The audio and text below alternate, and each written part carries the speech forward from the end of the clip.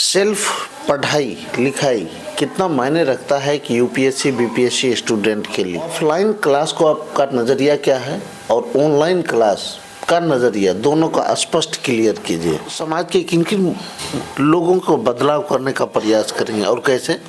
नियोजित टीचर का बेटा और सरकारी स्कूल में पढ़ करके भी बड़े मुकाम को प्राप्त कर सकता है। अगर आप इसे फेसबुक पर देख रहे हैं तो फॉलो कीजिए, अगर आप इसे यूट्यूब पर देख रहे हैं तो चैनल को सब्सक्राइब कीजिए। मेरा उम्र ही सीमा ख़त्म हो गया था। अब तो बेटा बन गया। जी जी जी, मैं बहुत खुश हूँ।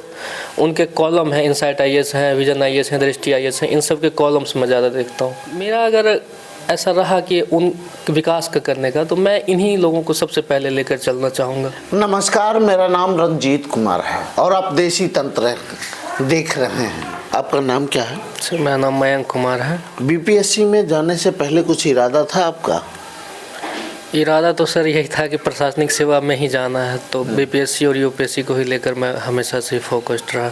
तो पहले भी यूपीएससी की तैयारी कर रहे थे क्या? जी, शुरुआत में तो मैं तैयारी तो यूपीएससी से ही शुरू की थी, लेकिन लगातार जब बीपीएससी का एग्ज़ाम होने लग गया, पीटी मेंस, तो फिर कुछ टाइम से मैं इसी पर फोकस्ड रहा।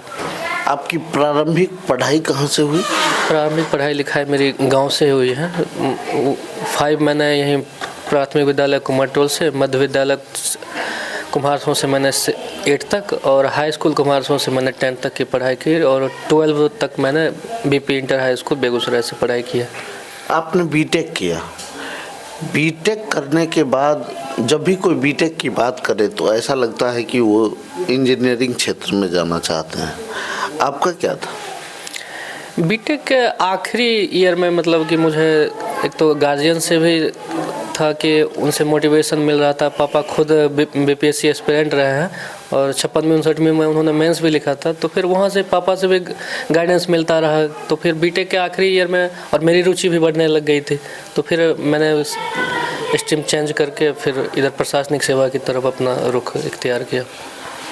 कुछ आपके पास चुनौतियां आई थी, जैसे आपने बताया कि कोरोना का काल, आपदा का आपने अवसर कैसे दिया, क्योंकि ये सबके लिए आपदा था? इसके मुख्यतः 2 कारण थे। एक तो लक्ष्य और दूसरा पिताजी का गाइडेंस है, क्योंकि गांव आके मतलब लोगों को अक्सर होता है कि वो पढ़ नहीं पाते हैं, लेकिन पिताजी का वैसा रहा कि गाइडेंस की जब भी, और एक यहाँ शांत माहौल भी रहा, तो पापा का गाइडेंस और लक्ष्य को ध्यान में रखकर फिर कोरोना मेरे लिए अच्छा भी था, क्योंकि वहाँ से, हालांकि कहना नहीं चाहिए क्योंकि कोरोना तो एक वैश्विक आपदा रही, लेकिन पढ़ाई के लिए मेरे लिए अच्छा मौका रहा कि शांत वातावरण और मटेरियल वहाँ से मैं लाया था, तो पढ़ाई अच्छी रही कोरोना के टाइम में। सेल्फ पढ़ाई लिखाई कितना मायने रखता है कि यूपीएससी बीपीएससी स्टूडेंट के लिए? सर, पढ़ना तो खुद ही पड़ता है। हालांकि यह है कि कोचिंग से हमें गाइडेंस ज़रूर मिलती है, लेकिन सेल्फ स्टडी बहुत ज़्यादा रोल है सर सफलता के लिए। यदि आपके पास उपयुक्त संसाधन हो तो आप सेल्फ स्टडी करके भी आप किसी भी परीक्षा को पास कर सकते हैं। ऑनलाइन और ऑफलाइन 2 क्लासें चलती हैं। ऑफलाइन क्लास को आपका नज़रिया क्या है और ऑनलाइन क्लास का नज़रिया, दोनों का स्पष्ट क्लियर कीजिए।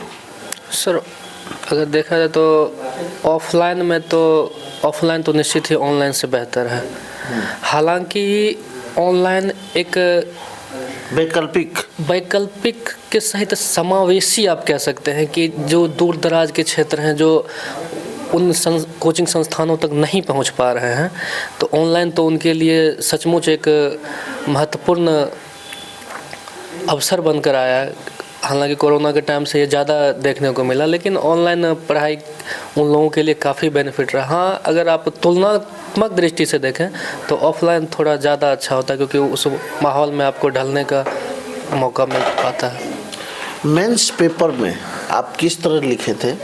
एक होता है कि डेटा आधारित, एक होता है फैक्चुअल। दोनों चीज़ें ज़रूरी है, फैक्ट और डाटा दोनों। खास करके सेकंड पेपर में जो इकोनॉमिक्स से और साइंस से रिलेटेड है, तो डाटा तो उसमें बहुत ज़रूरी है। और मैंने फर्स्ट पेपर में भी जैसे करंट के क्वेश्चन थे कुछ, तो उनमें भी डाटा और फैक्ट तो दोनों ज़रूरी है। और सबसे अच्छी है कि आप उसको स्वरूप कैसा देते हैं, कि अगर आपका प्रदर्शन जो आप आंसर का जो आप प्रदर्शन करते हैं, चार्ट, ग्राफ और डाटा से अगर सजाते हैं तो आपके नंबर में बढ़ोतरी करेगा सर। ऑप्शनल में क्या था आपका? मेरा सोशोलॉजी ऑप्शनल था। सोशोलॉजी। एक समाज के जो व्यक्ति होते हैं वो क्या सोचते हैं कि समाज में कैसे बदलाव, अगर आपको समाज में बदलाव करने के लिए कहा जाए तो समाज के किन किन लोगों को बदलाव करने का प्रयास करेंगे और कैसे? सर पहला तो मेरा यही रहेगा कि समाज के जो वंचित वर्ग हैं उन्हें समाज की मुख्यधारा और विकासात्मक कार्यों में उनको खींचा जाए, और ख़ास करके और ऐसा समाजशास्त्र का एक नज़रिया भी है कि आपको पहले जो ध्यान देना होगा तो जो दबे हैं उन्हीं को आप उनमें आप कुछ तथाकथित जातियों को ले सकते हैं, महिलाओं की स्थिति को देखें तो वो हो जाएंगे। फिर आजकल जो नए वो हो रहे हैं कि कुछ छात्रों का असंतोष बढ़ रहा है, किसानों का असंतोष बढ़ रहा है, तो मेरा अगर ऐसा रहा कि उन विकास का करने का तो मैं इन्हीं लोगों को सबसे पहले लेकर चलना चाहूँगा। शिक्षा पर आते हैं सर। शिक्षा में जो तत्कालीन बदलाव हुआ, लोग ज़्यादातर किताबों को हटाते जा रहे हैं, ऑनलाइन शिक्षा को लाते जा रहे हैं। आप एनसीईआरटी की तुलना में ऑनलाइन क्लास बेहतर या एनसीईआरटी? सर एनसीईआरटी तो प्रिपरेशन के लिए बेसिक है, उसको तो करना ही चाहिए। जहाँ तक ऑनलाइन और बुक की बात आपने कही तो मेरा खुद का, हालांकि लोगों का पर्सपेक्टिव अलग अलग हो सकता है, लेकिन मेरा खुद का मानना है कि मेरे लिए तो बुक बेटर रहा।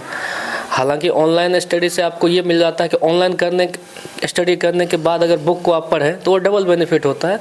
लेकिन यदि आप कहें कि मतलब लेक्चर और बुक, तो दोनों में अगर देखा जाए तो मैं 30% वेटेज लेक्चर को दूंगा, 70% बुक्स को, क्योंकि बुक्स पढ़ने के बाद आपका जो माइंड है वो काफ़ी ब्रॉड होते जाता है। तो और काफ़ी चीज़ें हैं जो आप ऑनलाइन से नहीं करके, क्योंकि बुक की जो शैली है और बुक में जो जानकारियां हैं वो आपको काफ़ी ज़्यादा काम आएगी। आपने पहले बहुत सारे एग्जाम को क्वालिफाई किया?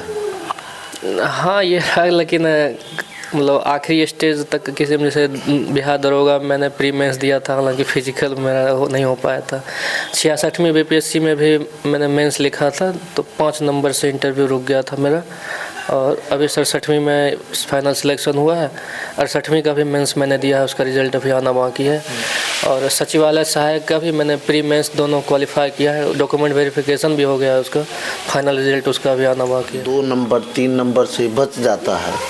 एक आम छात्र क्या सोचता है इन चीज़ों के बारे में कि और हमें मोटिवेशन की ज़रूरत है, या फिर डिमोरलाइज हो जाता है?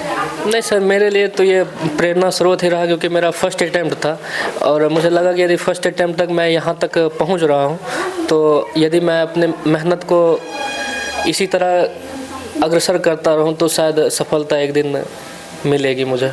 ऑनलाइन में बहुत सारे शिक्षक आते हैं जिनको आप फॉलो कर रहे होंगे, वैसे कौन कौन शिक्षक हैं जिनको आप फॉलो कर रहे थे?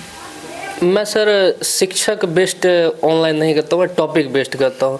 अब जैसे कोई भी टॉपिक है तो उन टॉपिक के मैं 1-2 लेक्चर, जैसे कि कुछ कोचिंग हैं जिनके जैसे, और ऑनलाइन लेक्चर से ज़्यादा मैं ऑनलाइन मटेरियल, जैसे कि अगर मान चलिए मुझे आसियान पर ही देखना है या 5G पर ही देखना है तो कुछ उनके कॉलम हैं, इनसाइट IAS हैं, विजन IAS हैं, दृष्टि IAS हैं, इन सब के कॉलम्स मैं ज़्यादा देखता हूँ। मैं टॉपिक बेस्ड, क्योंकि टॉपिक पता होने के बाद आप ऑनलाइन में क्या है कि आप अगर लेक्चर किसी भी एग्ज़ाम की, मुझे लगता है चाहे आप बिहार पुलिस की या एक प्यून की भी आप क्यों ना तैयारी कर रहे हैं, सिलेबस और की जानकारी आपको होना ज़रूरी है। तो सिलेबस यदि आपको मालूम है तो मैंने बस वही सिलेबस और टॉपिक के बेस्ड विभिन्न ऑनलाइन प्लेटफॉर्मों का यूज़ किया था। टॉपिक बेस्ड, शिक्षक बेस्ड मैंने नहीं पढ़ाई की थी।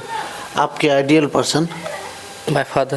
कहते हैं कि पापा का जब सपना अधूरा रहता है तो पापा चाहते हैं कि हमारा बेटा सपना पूरा करे।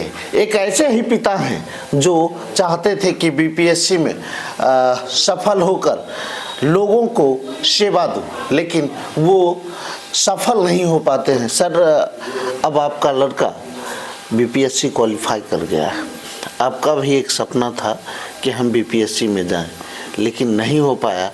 अब आपका लड़का बीपीएससी पास करके लोगों की सेवा देगा, कैसा लगता है? जी, सबसे पहले मैं आपको और आपके चैनल को धन्यवाद देना चाहूँगा कि आप दूर से आकर के ये छोटी सी गांव देहात में इंटरव्यू ले रहे हैं, इसके लिए आपको कोटि कोटि धन्यवाद।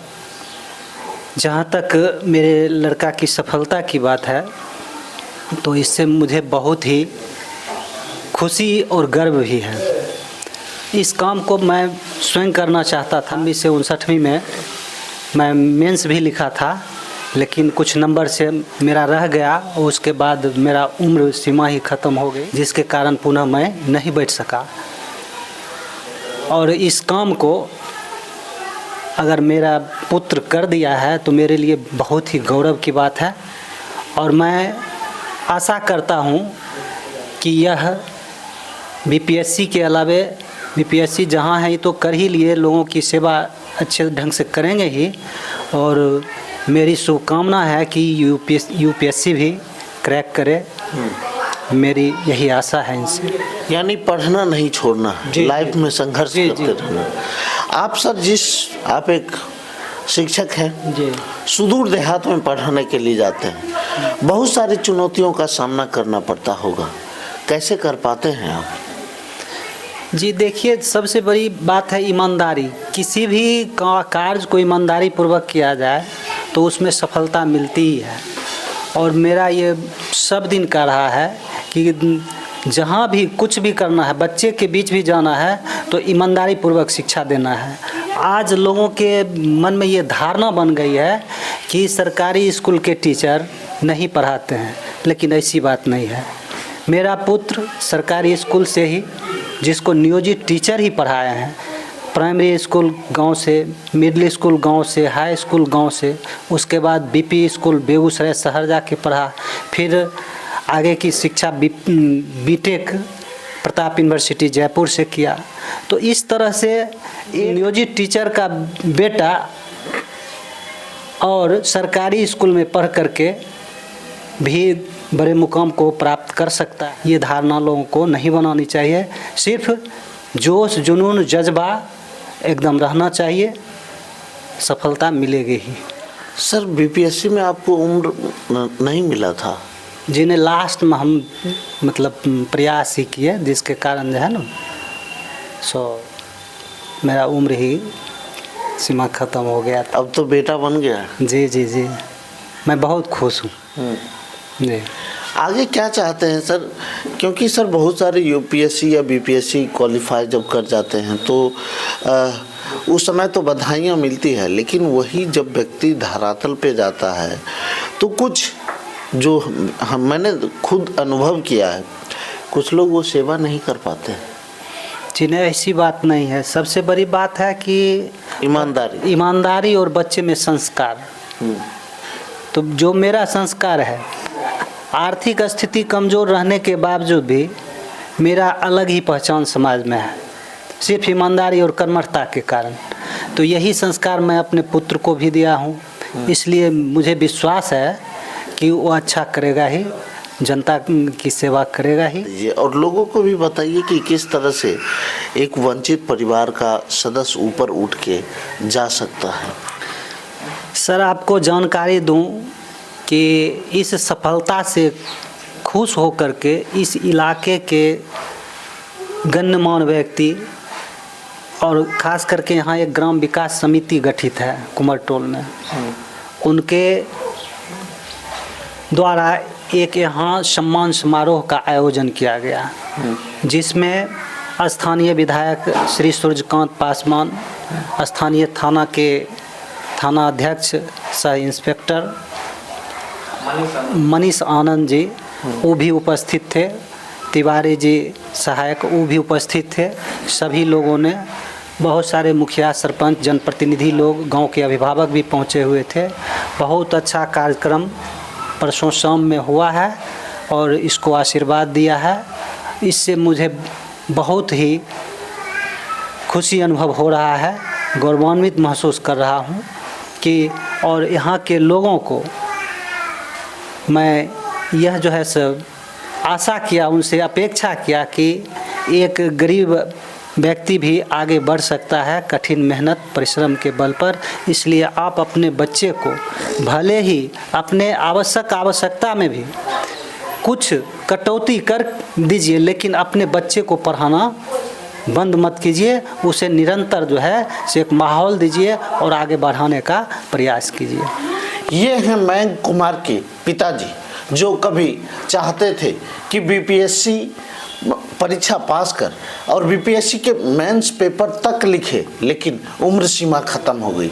उसी समय ये सोच लिए थे कि अपने बच्चे को बीपीएससी और यूपीएससी ही क्वालिफाई कर पाऊंगा, और आज वो दिन आ गया है जब इनके बच्चे बीपीएससी क्वालिफाई कर गए हैं। लेकिन ये चाहते हैं कि मेरा बच्चा अब यूपीएससी की तरफ मूव करे, मतलब संघर्षरत, शिक्षा के तरफ संघर्षरत रहे। तब तक के लिए देखते रहिए देसी तंज। अगर आप इसे फेसबुक पर देख रहे हैं तो फॉलो कीजिए, अगर आप इसे यूट्यूब पर देख रहे हैं तो चैनल को सब्सक्राइब कीजिए।